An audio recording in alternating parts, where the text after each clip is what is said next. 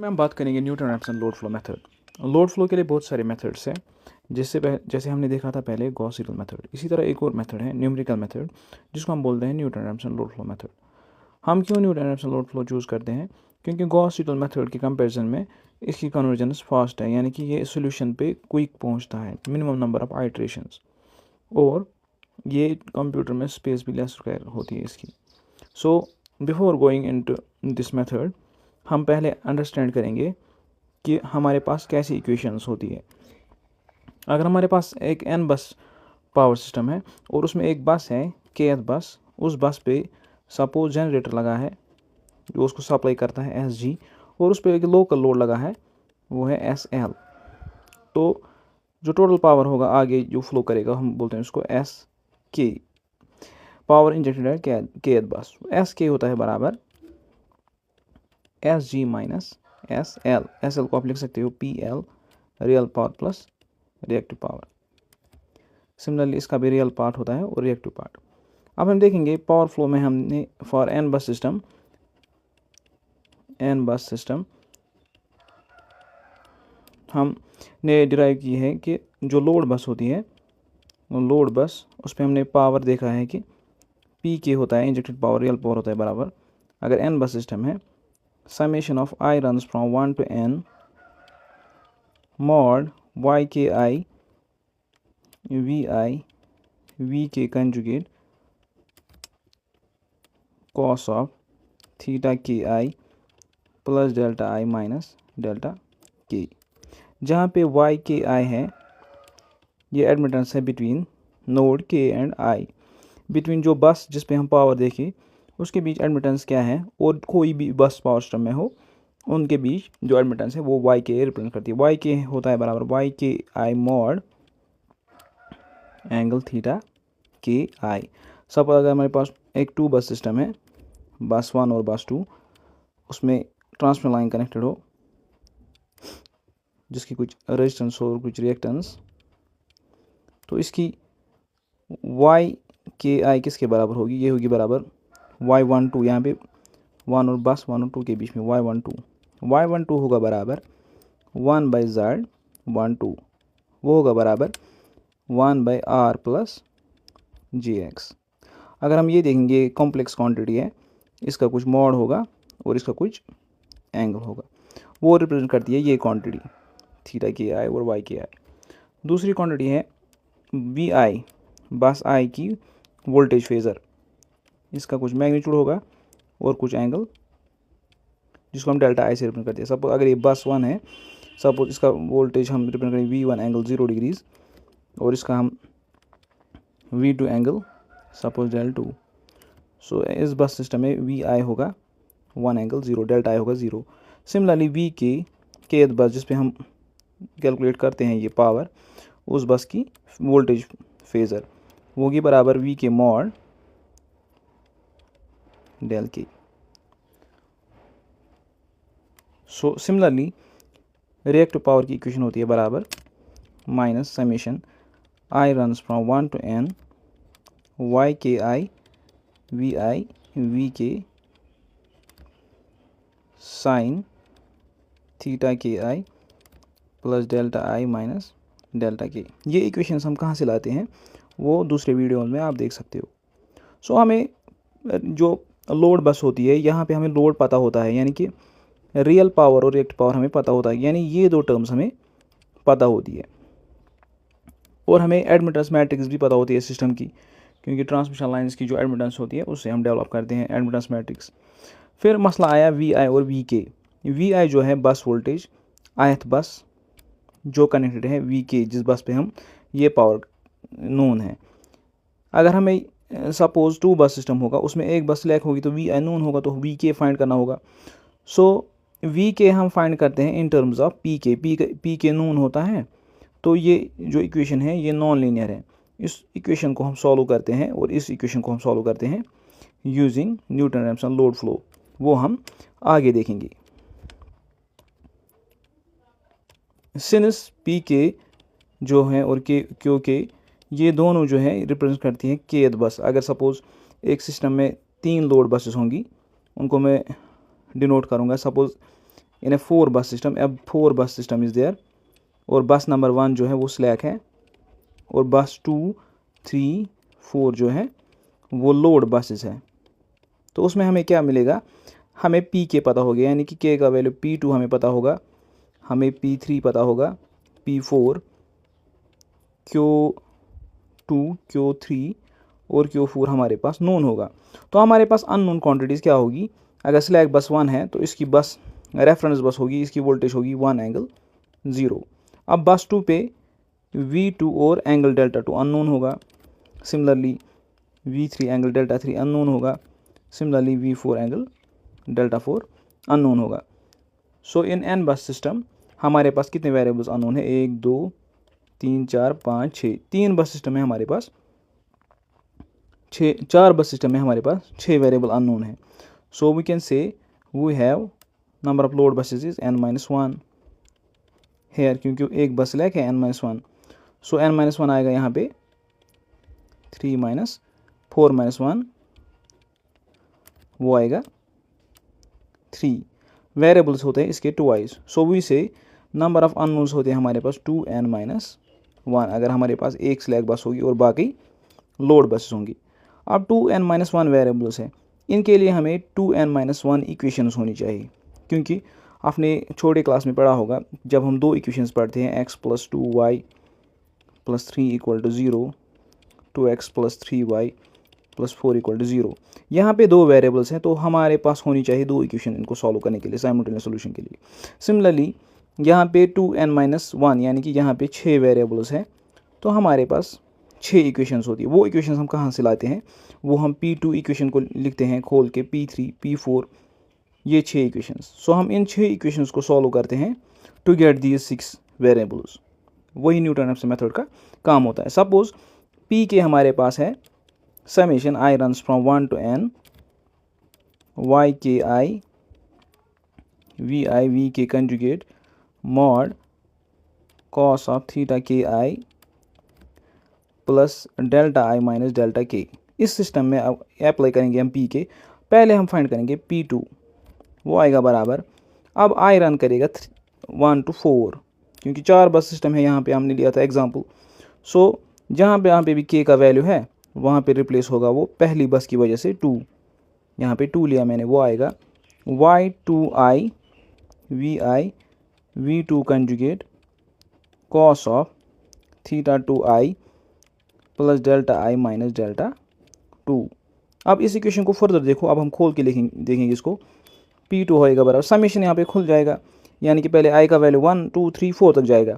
So it will be Y21 V1 V2 conjugate इनका mod यानी कि magnitude cos of theta 21 plus delta 1 minus delta 2 plus Y22 V2 conjugate cos of theta 2 plus यहाँ पे I का 2 जब value आएगा delta 2 minus delta 2 वो 0 आएगा, प्लस थर्ड टर्म I का वैल्यू जब 3 होगा Y23 V2 conjugate cos of theta 3 plus delta 3 minus delta 2।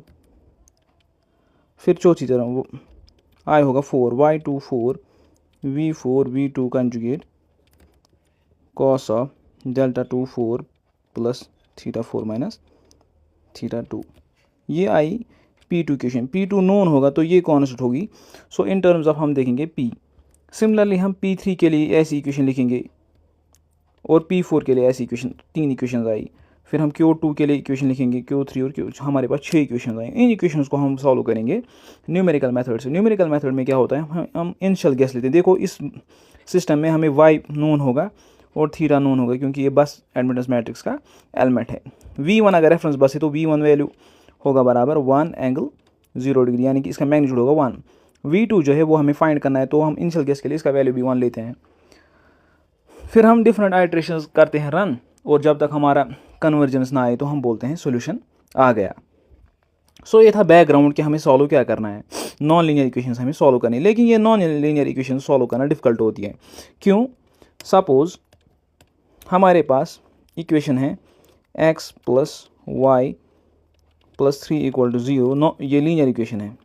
2x minus y plus 4 equal to 0। अगर मुझे x और y का वैल्यू यहाँ पे फाइंड करना हो, सपोज मैं ये इन दो इक्वेशंस को ऐड करूँगा, ये आएगा 3x plus 0 plus 7 equal to 0। So 3x will be equal to 7, x will be equal to 7/3।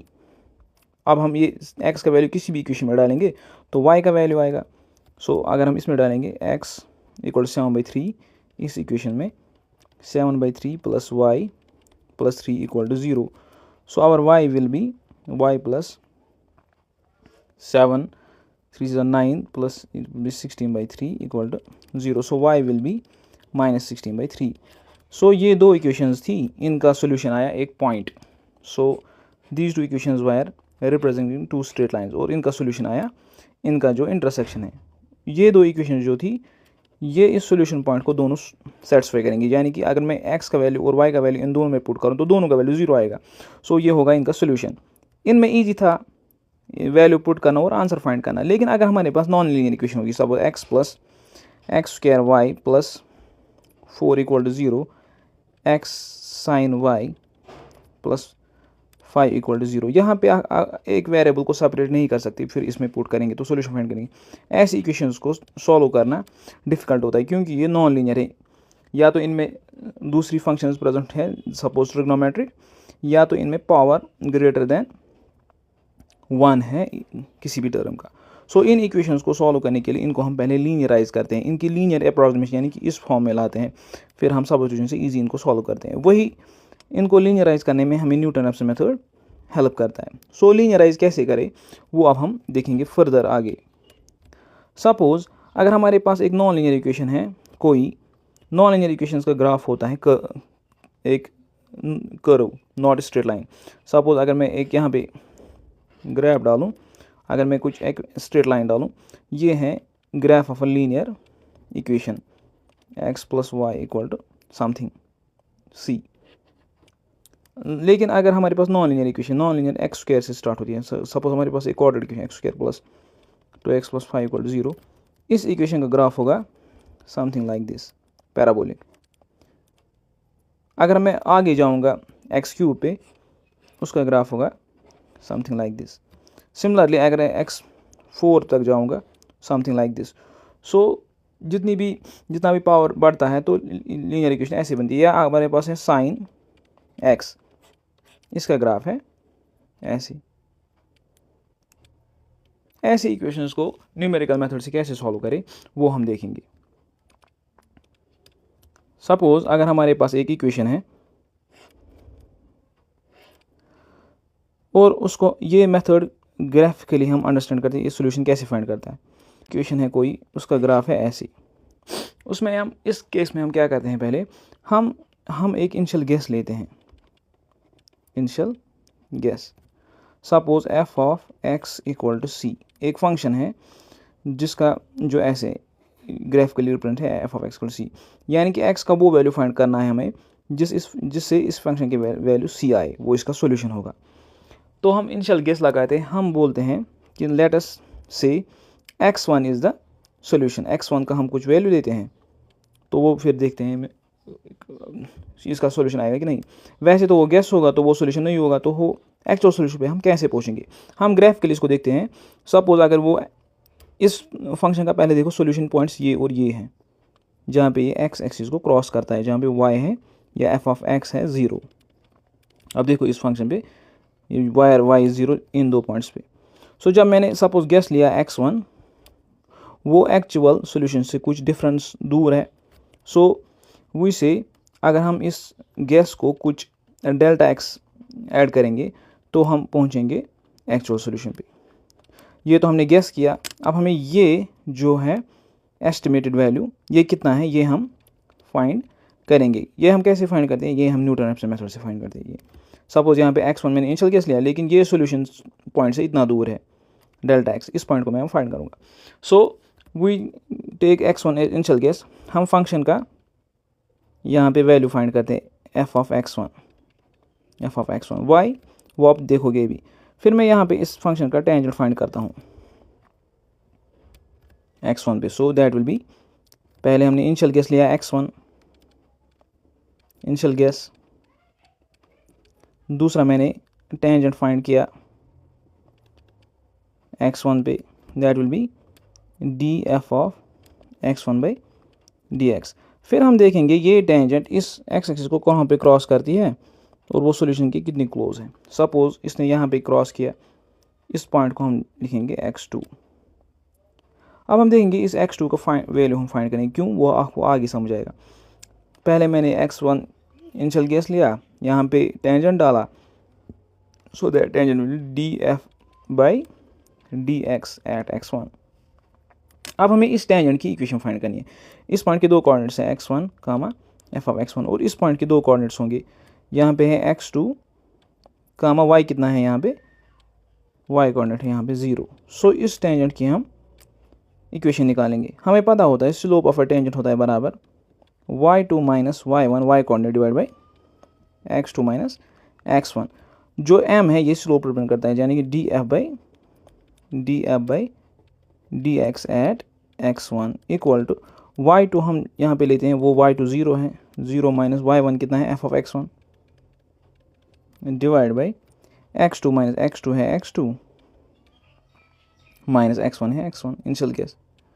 हमें क्या फाइंड करना है, हमें x2 फाइंड करना है। ये भी हमें मालूम होगा, ये भी हमें मालूम होगा, ये भी हमें मालूम, सिर्फ हमें x2 यहाँ पे रह गया, वो हमें फाइंड करना है। अगर आप देखोगे इस इक्वेशन को मैं रीअरेंज करूँगा, ये आएगा x2 minus x1 equal to minus f of x1 by d f of x1 by d x. So हमारा x2 आएगा बराबर x1 माइनस, इसको मैं एफ डैश x1 बोलूँगा, डी बाई डी एक्स को,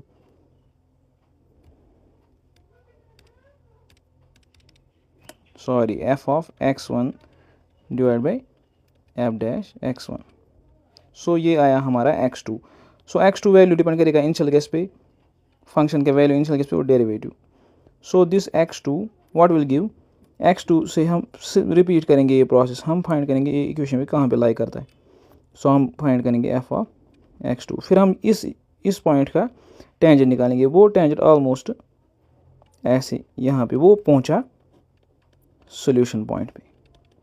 सो जब हमें x2 निकाला, हम अब एफ ऑफ x2 निकालेंगे। सो फर्दर हम क्या करेंगे, फर्दर हम अब हमने x2 निकाला न्यूटन रेफसन से, क्या आया वो x2 equal to x1 minus f of x1 divide by f dash x1। अब हम यही प्रोसेस फर्दर करेंगे x2 पे। हमने x2 फाइंड किया, x2 हमने फाइंड किया, अब हम एफ डैश x2 फाइंड करेंगे और एफ ऑफ x2 फाइंड करेंगे। उससे हमें मिलेगा वो पॉइंट x जहाँ पे ये टेंजेंट, दूसरा टेंजेंट इस लाइन को क्रॉस करेंगे, वो एग्जैक्ट सॉल्यूशन पे लाई करता है, यानी कि x3 जो होगा, x3 हमारा सॉल्यूशन पॉइंट, x3 आएगा बराबर x2 minus f of x2 divide by f dash x2। In this way Newton Raphson method helped us to reach the solution through tangent method. अब हम आगे वाले वीडियो में बात करेंगे सीधे पावर फ्लो में हम कैसे ये टेक्निक यूज़ करें, यानी कि जो पावर फ्लो इक्वेशन थी पी के और क्यू के की, उनको हम कैसे लीनियराइज करेंगे, फिर इस मेथड से सॉल्व करेंगे।